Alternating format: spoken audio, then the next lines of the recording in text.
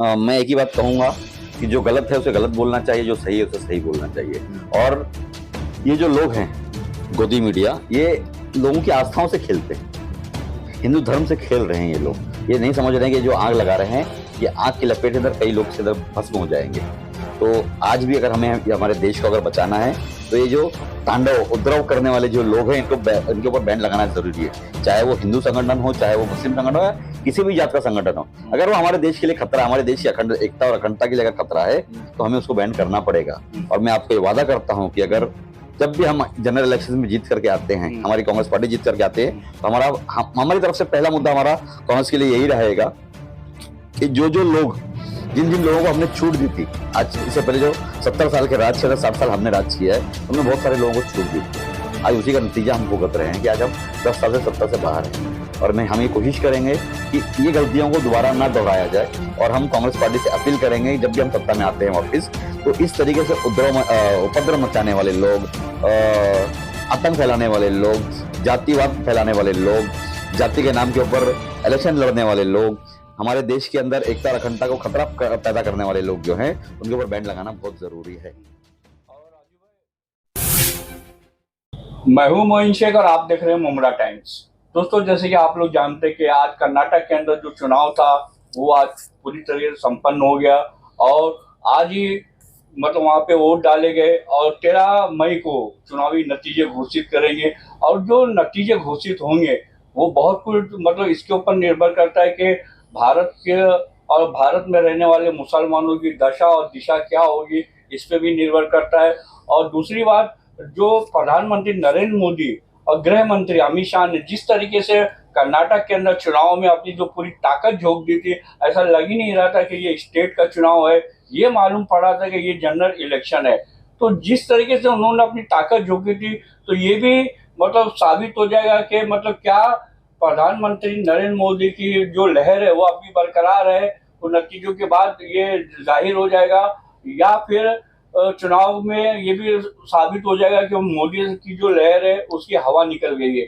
बहुत कुछ डिपेंड करता है चुनाव के ऊपर।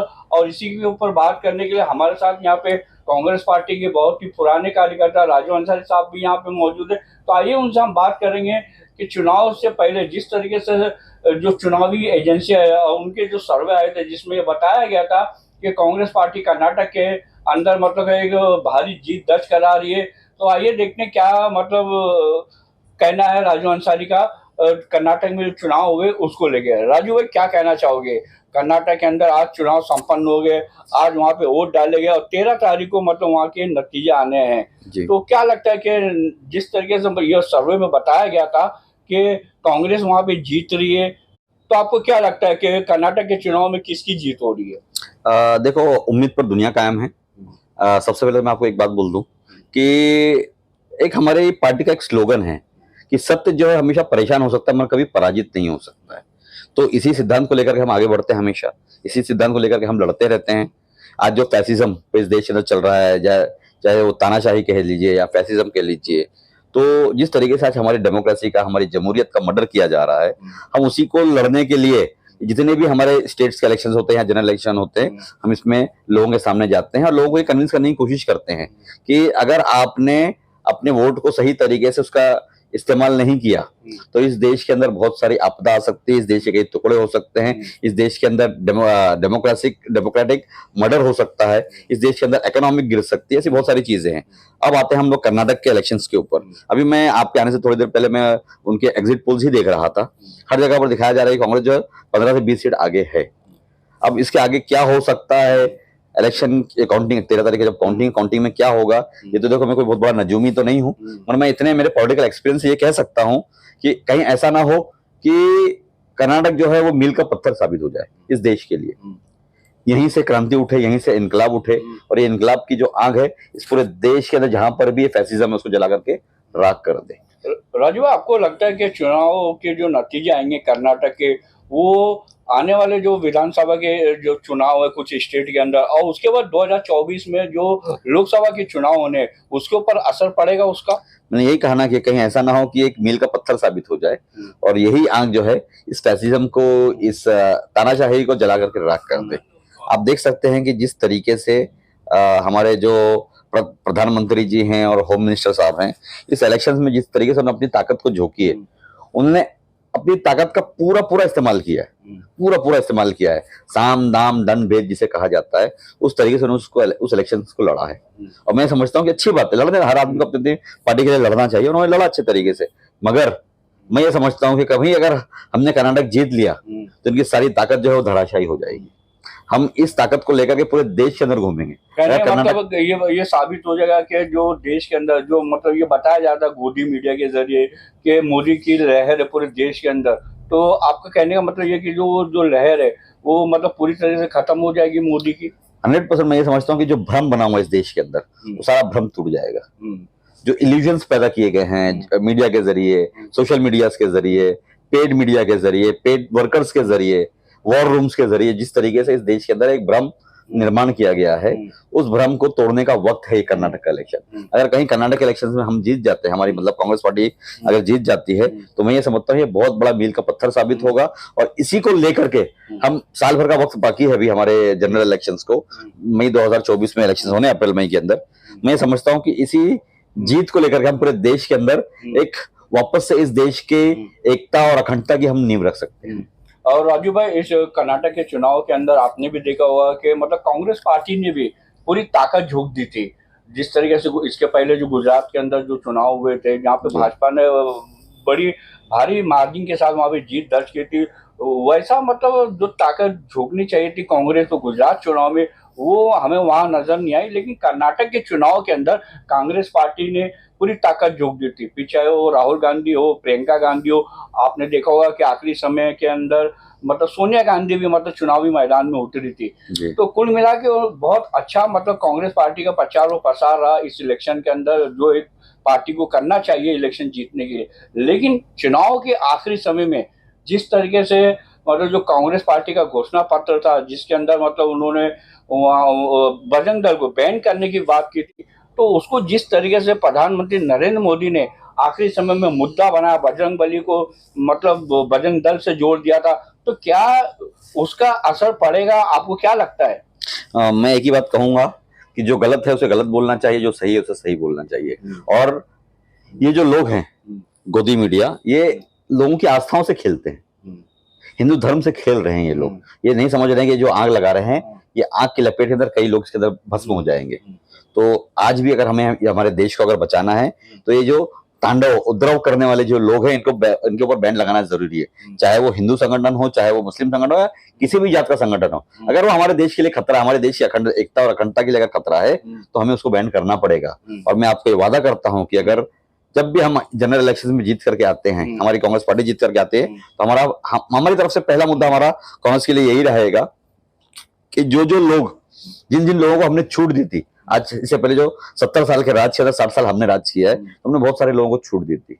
आज उसी का नतीजा हम भुगत रहे हैं कि आज हम 10 साल से सत्ता से बाहर हैं। और हम ये कोशिश करेंगे कि ये गलतियों को दोबारा ना दोहराया जाए। और हम कांग्रेस पार्टी से अपील करेंगे जब भी हम सत्ता में आते हैं वापस, तो इस तरीके से उपद्रव मचाने वाले लोग, आतंक फैलाने वाले लोग, जातिवाद फैलाने वाले लोग, जाति के नाम के ऊपर इलेक्शन लड़ने वाले लोग, हमारे देश के अंदर एकता और अखंडता को खतरा पैदा करने वाले लोग जो हैं, उनके ऊपर बैन लगाना बहुत जरूरी है। और राजू भाई, ये जो कर्नाटक का जो चुनाव है, जो 13 तारीख को जो नतीजा आएगा, तो उसके ऊपर ये भी निर्भर करेगा कि भारत की दशा और दिशा क्या होगी आने वाले समय के अंदर, 2024 के इलेक्शन के बाद लोकसभा के। और उसके साथ ही मुसलमानों का भविष्य भी मतलब ये तय कर होगा इस इलेक्शन के बाद से कि उनकी दशा दिशा क्या होगी। तो मेरा आपसे एक सवाल था कि मान लो अगर ये चुनाव जो है भाजपा जीत जाती है मतलब कर्नाटक का, तो उसके बाद से कैसे हालात होंगे देश में? देखो, मैं आपको पहले तो मुसलमानों की वजह बता दूं। मैं मुसलमान किसी के हारने से या किसी के जीतने से मुसलमानों को कोई फर्क नहीं पड़ता। हम हमारे अल्लाह पर विश्वास रखते हैं और हमें यकीन है हमारे अल्लाह के ऊपर, हमारे अल्लाह की किताब के ऊपर, कि अगर हम हमारे दीन पर सही तरीके से हैं तो हमारा कोई बाल भी बांका नहीं कर सकता। जैसे कई मोदी आएंगे, कई हिटलर आएंगे, कई मुसोलिनी आएंगे, और हम जहाँ थे वहीं हैं और इंशाल्लाह और आगे ही बढ़ते रहेंगे। रही बात इस देश की वजह की, तो मैं ये समझता हूँ कि मैंने इससे पहले भी आपसे कहा कि कर्नाटक का जो इलेक्शन है वो मील का पत्थर साबित हो सकता है। ऐसा हो सकता है कि इस देश के अंदर जो इनकलाब और जो क्रांति की बातें हम कर रहे हैं, हम हर जगह मेहनत कर रहे हैं, मगर हम विफल हो जाते हैं, हम सफल नहीं हो पा रहे हैं। हो सकता है इस कर्नाटक के इलेक्शन के बाद में हम पूरे देश के अंदर इस इनकलाब को जिंदा कर पाएंगे, और इस देश के अंदर जो हमारा वोटर है, जिसके अंदर पॉलिटिकल इमेच्योरिटी है, जो पॉलिटिकली मेच्योर नहीं है, सियासी शऊर इसके अंदर थोड़ा सा कम है, हो सकता है इसके बाद उनके अंदर सियासी शऊर आ जाए, वो समझे कि हमारे लिए क्या अच्छा है और क्या बुरा है। ये मैं एक आम जनता के लिए बोल रहा हूँ, किसी व्यक्ति विशेष के लिए नहीं है, किसी धर्म विशेष के लिए नहीं है। तो जो भी लोग हैं इस देश के जितने भी जात और जमात के लोग हैं, उन लोगों ने ये समझना जरूरी है कि हमारे लिए अच्छा क्या है और हमारे लिए बुरा क्या है। आपने 60 साल का हमारा राज भी देखा, आपने 10 साल का इनका भी राज भी देखा, तो आप समझ सकते हैं इसके अंदर फर्क क्या है। तो हम किस तरीके से हमारे यहाँ पे महंगाई की मार हमारे पर पड़ रही है, किस तरीके से बेरोजगारी बढ़ रही है, किस तरीके से करप्शन बढ़ रहा है, किस तरीके से आस्थाओं को चोट पहुंचाई जा रही है, किस तरीके से कई धर्म विशेष के लोगों के ऊपर टारगेट करके उनको मार्जिनलाइज किया जा रहा है। तो ऐसी बहुत सारी बातें हैं जो लोगों ने समझना चाहिए कि कल आज हमारा नंबर है, कल तुम्हारा नंबर भी आ सकता है, और लोगों ने अपनी आंख खोलनी चाहिए और आंख खोल करके इस देश की जमहूरियत को वापस से जिंदा करना चाहिए। और सबसे आखिर में राजू, मैं एक सवाल आपसे पूछूंगा कि जिस तरीके से भाजपा मतलब विपक्ष को जिस तरीके से टारगेट करी विपक्षी नेताओं को, उनके ऊपर ईडी सीबीआई की जांच बिठा कर उसका डर दिला के उनको जेल में बंद कर रही है, तो कहीं ना कहीं वो विपक्ष को कमजोर करना चाहती है। लेकिन उसके बावजूद भी ऐसा देखने में आ रहा है कि विपक्ष जो है उसके अंदर कहीं ना कहीं एकता दिखाई दे रही है। उसको पूरे विपक्ष को एक करने की जो कोशिश की जा रही है, चाहे वो शरद पवार हो या फिर बिहार के नीतीश कुमार हो। तो आपको क्या लगता है कि लोकसभा चुनाव से पहले एक मजबूत विपक्ष इस देश के अंदर बन के तैयार होगा, जो भाजपा को आने वाले समय में अपनी मजबूत रणनीति बना के कड़ी टक्कर देगा? बिल्कुल, मैं समझता हूँ जितनी भी सेकुलर रीजनल पार्टियां हैं उन्हें कांग्रेस के साथ अपना हाथ जोड़ लेना चाहिए, और कांग्रेस को अपना लीडर मानते हुए, कांग्रेस को अपना मुखिया मानते हुए इस देश की जो जनरल इलेक्शंस होने वाले हैं उसमें सब लोगों ने मिल करके साथ में इलेक्शन लड़ना चाहिए। और यही जो एकता है हमारी, यही एकता हमारे देश की प्रगति के लिए, और इस हमारे देश के अंदर जो अराजकता फैली हुई है, जो हिटलरशाही फैली हुई है, जो डिक्टेटरशिप फैली हुई है, उसको तोड़ने में कामयाब हम हो सकते हैं। तो दोस्तों, ये थे राजू अंसारी, जो कांग्रेस पार्टी के बहुत ही पुराने और चर्चित कार्यकर्ता है, काफी राजनीतिक अनुभव रखते हैं। आज इनसे हमने बात की कर्नाटक के अंदर ये जो चुनाव आज संपन्न हुए और 13 तारीख को जो नतीजे आने वाले, उसी विषय पे हमने इनसे बात की, बहुत सारे सवाल किए कर्नाटक को भी लेके, और देश का मौजूद आने वाले समय भविष्य और क्या होगा, और ये देश तानाशाही से चलेगा या फिर संविधान से चलेगा। बहुत सारे ऐसा हमने सवाल किए और उन्होंने हमारे सभी सवालों का बड़े ही सटीक तरीके से जवाब दिया। हम उम्मीद करते हैं कि ये इंटरव्यू आपको जरूर पसंद आएगा। तो दोस्तों, फिर मिलते हैं एक नई खबर के साथ, तब तक देखते रहिए मुमरा टाइम्स। जय हिंद, अल्लाह हाफिज।